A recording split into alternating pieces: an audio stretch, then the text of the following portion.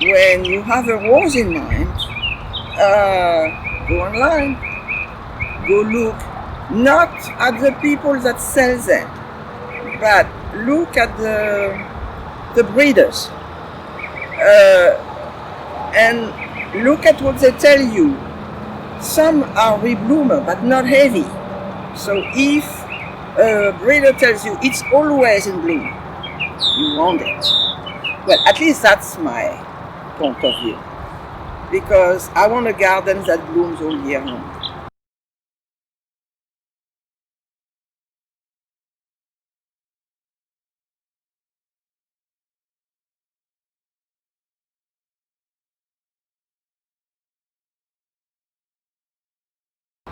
Good morning.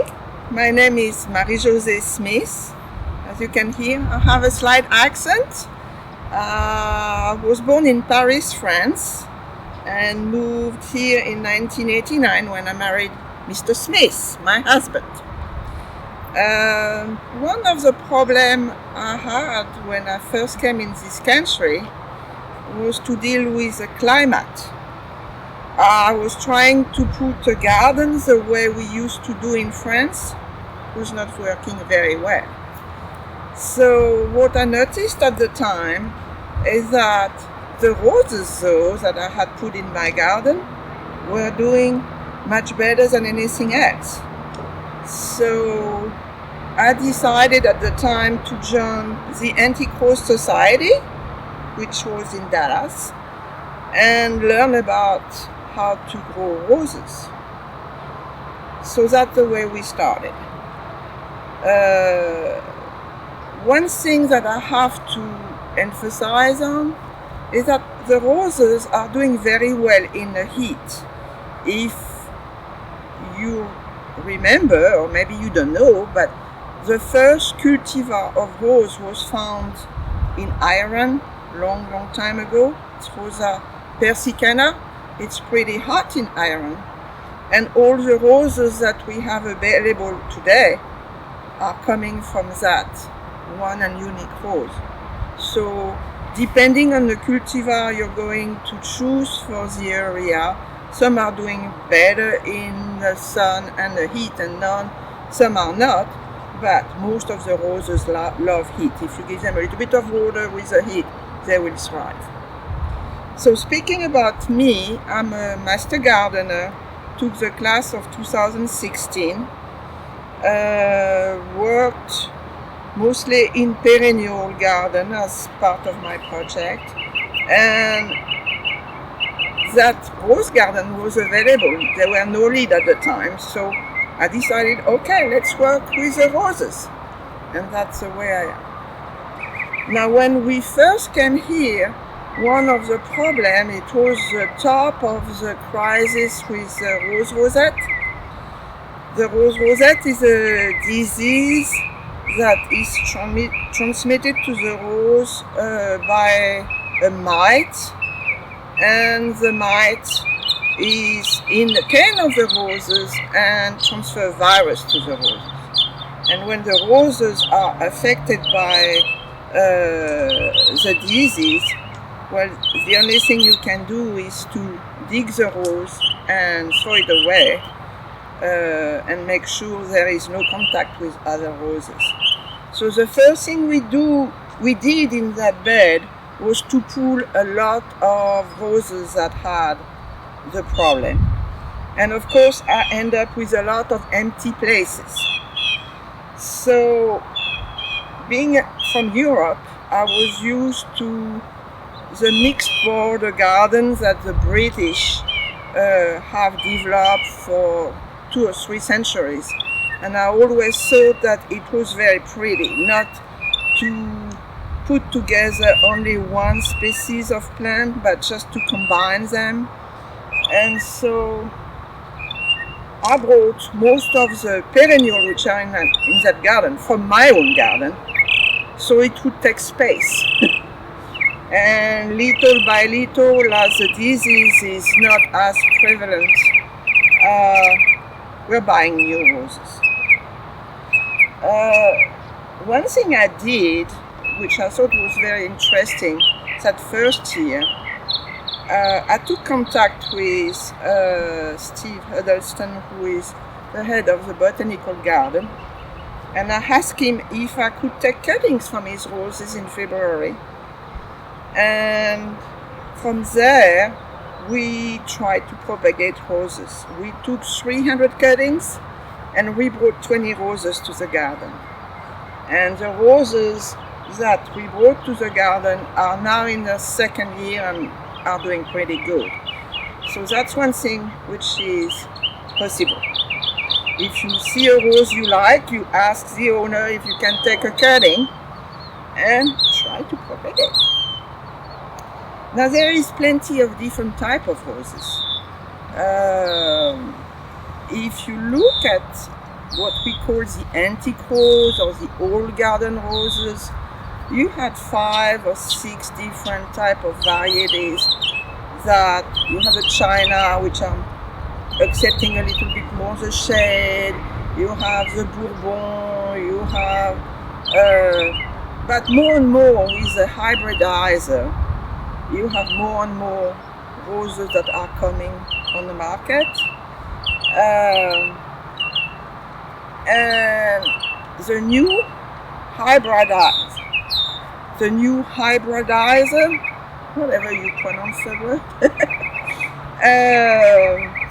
they try to develop new roses which are more resistant to fungus, disease, which smells good, which looks better like the old antique roses. So there is a lot to choose from. And when you decide to choose a rose for your garden, I think you have to make your research, because I know what I'm looking in a rose. I'm looking for shape, I'm looking for color, I'm looking for disease resistance, and I'm looking for a rose that smells good.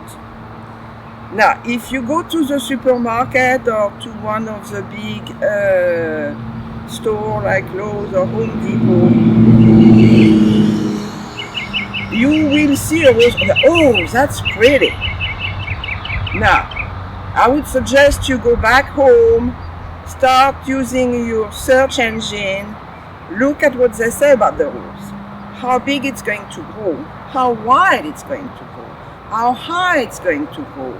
Because, we all have gardens of different shapes, and if you put a rambler there, which is going to be 30 feet high, it's going to take over. So you have, if you look at this area, that's a rose which is a ground cover.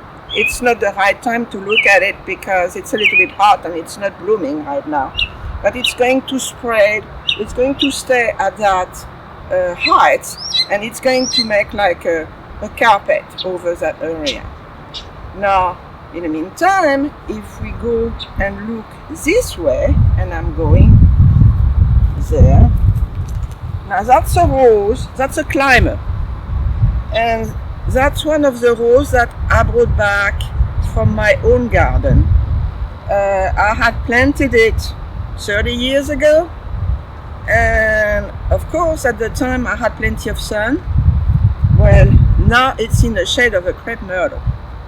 So it was not doing well at all. The name of the rose is Clotilde Super. I have a name here. It's an old French antique rose. We have birds there, but they're not open. But the smell, the perfume of that rose is fantastic. So it's going to grow probably 5-6 feet high. And as you can see, it's very healthy. There is not a sign of disease on the rose.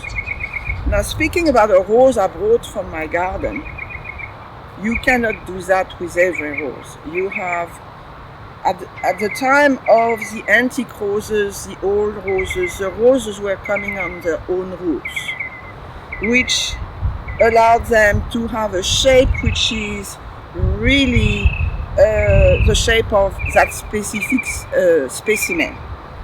Now, in 1920s, 1930s, and specifically in the 50s, the nursery started to graft roses on rootstock. Now, it will give you roses like those ones. Those are pretty roses, but personally I do not like the shape. You have the rootstock, it's grafted, the rose is grafted on it,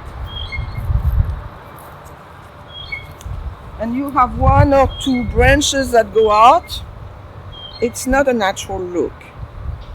And if, for example, in Texas we have a lot of difference in temperature in the winter, so if it goes from the 80s to the 20s or even lower, which happens sometimes, well, the top, the grafted part might die back.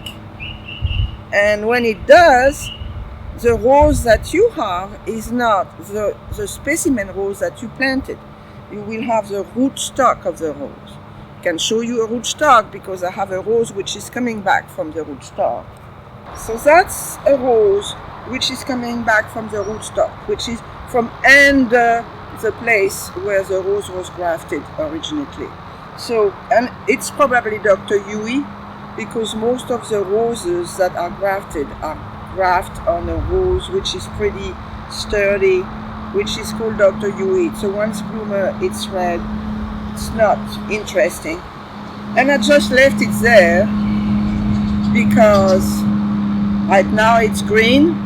When I will buy a plant that will work here, we'll pull it, we'll replace it. But that rose used to be like that. So here you have the stem coming from the graft, and here you have the stem coming from under the graft. Now you can see that rose suddenly has a different look. That rose is more free in the way it's grown. So I know that you will not find a lot of roses on their own roots in a trade today, but I would look for them. First, if it freezes on the top freeze, it will come back from the roots. It's much more sturdy and it will last much longer than a grafted rose. We're going to start discussing pruning. Pruning is important because first it gives a shape to the rose, but also because it helps the rose not to be affected by diseases as much as it could be. So the first thing is you have a very round, well-balanced bush there, and what you want to open it in the inside where you're going to have air circulation. And one of the most important disease that roses have is the black spot, which is a fungus. And if the rose leaves stay in rain or in the water or are wet for more than 6 hours, that's when the spores of the fungus develop. So you want the rose to be as open as possible in its middle, so as soon as the rain is over, the leaves can dry very quickly and not be attacked. So for that, you take any cane on your roses that is going toward the in the center of the rose, and prune that. You do not need that. You need to open it where it's open. And after that, you want to keep the shape to the rose. So the way I do it, I turn around my rose. So let's say I'm starting here. I have a bud here that is not doing well. Now here I have a branch. And most of the roses on that branch are past. So I want to allow, by cutting a specific way, I want to allow a branch to regenerate and to regenerate the way I want it to go to. So the reason why when I'm pruning I'm turning around the rose bush it's because I want my branches to go to the outside. So I'm looking, and here, let's say I'm taking this one, I'm looking for a little set of leaves that are going this way. So I don't know if you can see it here, but I have a leaf, this one, which is going this way. So I'm going to cut it just maybe half an inch over that leaves, which is going toward me. And so I'm turning, and we have this one. So I want a branch which goes this way. So I'm looking for a leaves that is coming this way, and this one here. So cut it just a little bit over it. So what's going to happen is that in 1 week, over that little leaves, which is going this way, we're going to see a little bud forming, and that bud is going to make a new little branch which will bloom. So here we want it to go this way, right? So let's get it here. And so you turn around your bush and you try to prune towards the outside. So that's for pruning, I would say. Now, if one piece of advice, do not be worried when you prune. If you made a mistake, it will go back.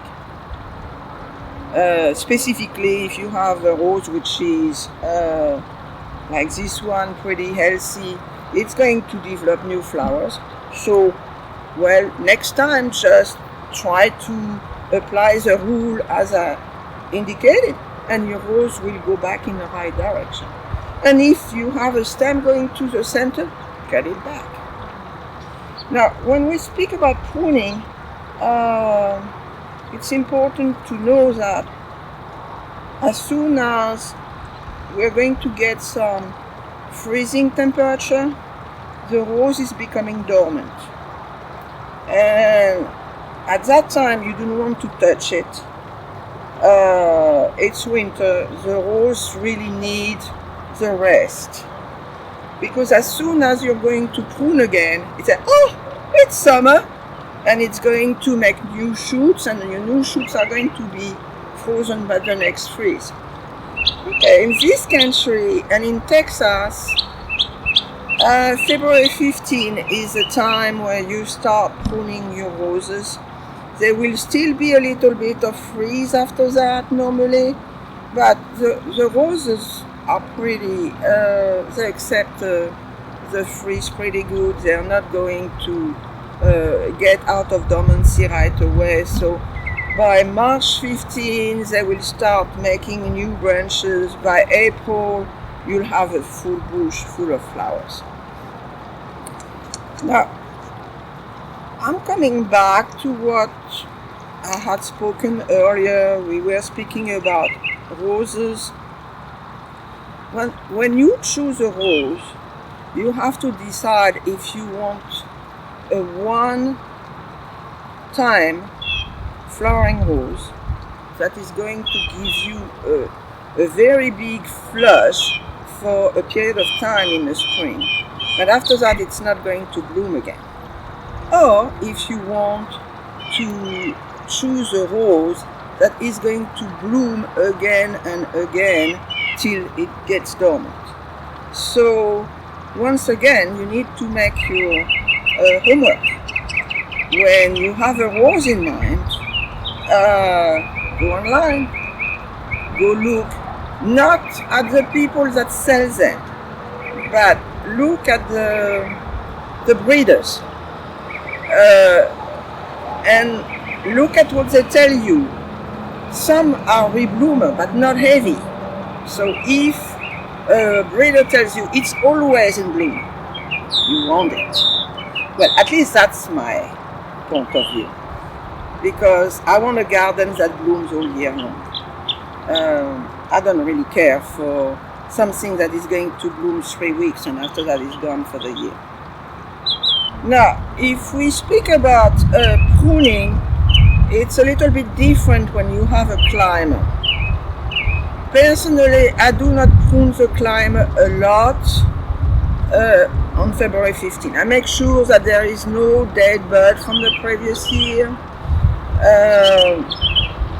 And I do not, except if the rows need to be reshaped, if it's too high, I will prune at that time. But make sure that there is no dead bud. After the first flush, it's time to prune your rows.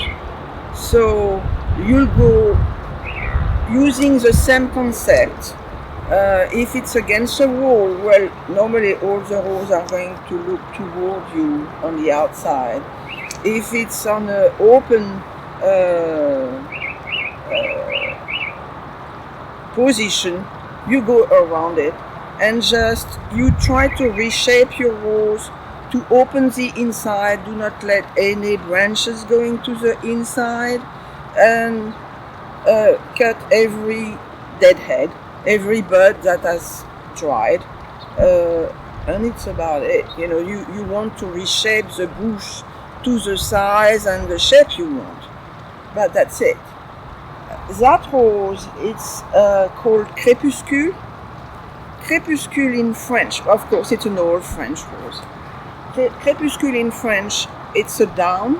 It's when the light is coming down, and all the roses on that bush are light apricot turning yellow, so it's really the color of the down. Now the interesting things, that rose is about 2 years old. It's one of the roses that I got a cutting from the botanical garden, and as you can see, it's growing well, and it's taking its shape, which is going to be an arching shape. If we want to speak about the species, it's a hybrid musk. All the roses which are hybrid musk have that spreading shape, much bigger roses, of course on its own roots, so it doesn't have the 2 or 3 canes going up. It's natural, and when it blooms, it's a full flush of roses. Not big roses, not tea roses, but roses which are about that, which come in bouquet. So that's very pretty. Now, if we want to speak of another roses that are rooted from the botanical garden, we're going to move that way, and I'm going to show you another little bush which is absolutely beautiful. Okay, so that's another rose that I propagated from rootings from the botanical garden, and it's a lovely little roses. But remember, when you want to choose a rose, I had told you make your research, because this one is probably at its total height. So it's Cinco de Mayo, and those roses have a orange, burnt coffee type of color mixed together. It's a heavy rebloomer. So once it's there, it's going to bloom all the time. But in your garden, it's not going to become much bigger than that. So you choose a rose, you can go with a big rose over there, which is going to take a lot of room. Or if you have a smaller garden, you need to choose a rose that is going to match the size of your garden. Well, I think I've covered a fair amount of ground here. So if you're interested and if you want to have more information, you can come to the demo garden. We are open. Every master gardener will come here on Tuesday morning to work on the different beds, and you can ask us questions. If you have a specific issue, you can ask. Maybe we'll know, maybe we will not. If we do not, we'll research. And the garden is open every day. Just come and visit the garden.